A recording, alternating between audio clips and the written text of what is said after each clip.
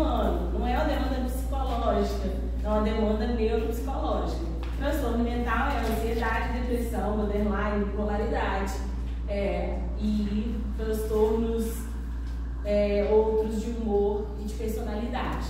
Aqui a gente está falando de um termo que passou a ser utilizado em 1988, é um termo novo para uma demanda que já havia muito antes disso, e a gente sabe disso, né? É uma característica da pessoa, da diversidade? Aí aqui, gente, trazendo a questão do autismo, né? Primeiro que a gente chama de transtorno do espectro autista, porque não tem um modo só de apresentação do autismo, né? A gente fala de espectro quando a gente tem uma régua, né? Então a gente tem aqui algumas formas de apresentação. O Asperger é uma forma que tem nenhum prejuízo cognitivo e pouco prejuízo social e uma alta performance intelectiva, né? A gente vai ter também uma outra apresentação do espectro autista que é parecida com o Asperger, que a gente vai ter uma alta performance, mas a gente tem prejuízo de interação social e um leve prejuízo de linguagem. Aí a gente tem esse nível aqui, que é o nível 3, né? Quando você tem um agravamento maior ainda em relação à função cognitiva de linguagem e por tabela também nas interações sociais, né? Então a gente vai ter aqui esses 3 níveis. Conforme o nível, a gente vai ter aí maiores questões para tratar em termos de habilitação e reabilitação e, portanto, necessidades diferentes em relação à atenção educacional. Esses né? níveis eles estão atrelados aos transtornos invasivos, né? Não o terceiro, então, se subdivide em 3 níveis. Só para ter que apresentar de outro Não, aqui, esses 3 aqui se referem aos 3 níveis. Então o nível 1 é o Asperger. Beleza. E aí, conforme esse agravamento, a gente vai ter, por exemplo, aqui no nível 3, o autista não verbal, por exemplo. E aí tem toda uma tecnologia de sistema, de tecnologia de informação, que utiliza muito mais recurso visual para contribuir na formação. Aqui a gente vai ter um trabalho multiprofissional muito complexo de fonoaudiologia, de tratamento medicamentoso, por conta da alteração da linguagem e nas questões comportamentais, sensoriais e também de interações sociais. Aqui no 2 a gente vai ter o público que a gente mais encontra, né? Que tem uma alta performance, que é brilhante naquele que tem o hiperfoco, né? Mas que vai ter ali algum prejuízo de linguagem. Mas qual seria mais ou menos esse prejuízo de linguagem? Questões de filtro, né? De trazer exatamente na sinceridade daquilo que se pensa, né? Aí eles vão apresentar também uma dificuldade de lidar com a metáfora, né? O pensamento é muito concreto, não abstrai. Então, assim, se você disser suponha que, não existe. Ele vai dizer, mas isso é apresentação oral pública, eu preciso evitar o uso da metáfora.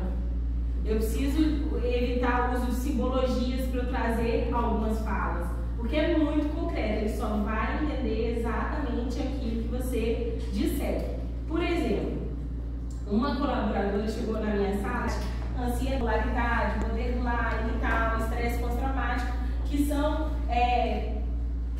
adoecimentos vinculados ao psiquismo, ao sofrimento humano, né? Não são questões do neurodesenvolvimento. O TEA é do neurodesenvolvimento, não é uma doença, é um neurodesenvolvimento diferente. Por que está transtorno na nomenclatura? Porque a nossa sociedade é medicalizada. E aí, para ele entrar no enquadramento do DSM, para que ele seja diagnosticado e para que a gente tenha a descrição do quadro e tenha uma legislação que ampare, isso precisa corroborar com a normativa da classificação de diagnósticos, entendeu? Então é utilizado nesse sentido, mas nós apostamos no discurso de que é uma divergência de neurodesenvolvimento, não uma patologia. Quem tiver interesse na Netflix. Características comportamentais, que são essas da dificuldade de interação social, dificuldade de verbalização, de abstração, visão, de compreensão de um pensamento mais flexível, mais fluido, né? De interação e afeto também, né? E a gente vai ter também essa questão do prejuízo de linguagem num grau que vai divergir de quadro para quadro, mas a gente tem uma cognição altamente preservada e, na maioria dos casos, a gente tem uma alta performance. O que a gente precisa considerar?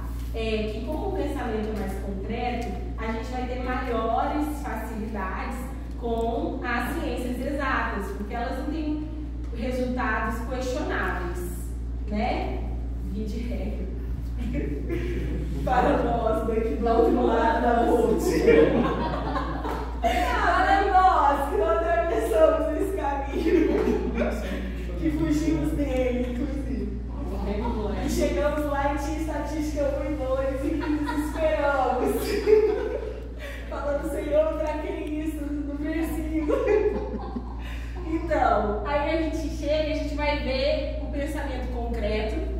Por que a gente vai ver uma maioria maciça na área da tecnologia de sistema? Por causa da linguagem binária, né? Então, assim, quanto menor é o volume de informações e maior controle se tem sobre isso, melhor eles vão se sentir em relação a essas demandas. A gente vai ter o hiperfoco, a gente tem o hiperfoco no autismo, tem o TDAH também, que vão ser aqueles interesses que muitas vezes são interesses que a gente considera pouco usuais, mas que a paixão que tem por conta desse estímulo faz com que eles desbravem mundos para que eles conheçam aquilo de uma maneira completamente superior a qualquer outro grupo da humanidade, né? Então a gente vai ter o hiperfoco.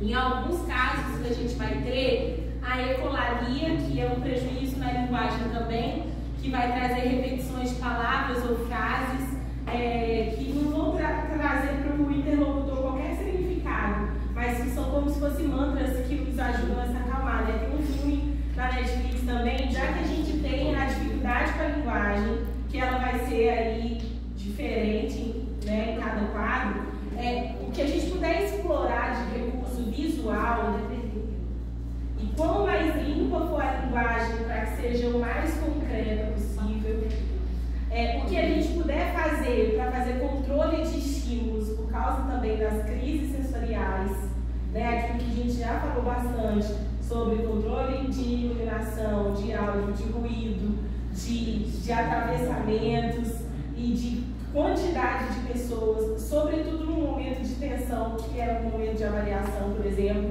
que historicamente para todos nós é um momento de alguma ansiedade, né? Então, assim, a ansiedade também vai interferir na performance, a dificuldade com os estímulos, dependendo de quais forem apresentados. Então, o que a gente puder fazer para ter um controle maior do estímulo, o que a gente puder fazer para que a linguagem seja mais concreta, e se a gente puder poupar de tantos encontros, de tanta interação social, sobretudo quando a gente está dizendo aí de um grupo com um quadro mais agravado, a gente contribui para que este aluno progrida sem afetá-lo mais.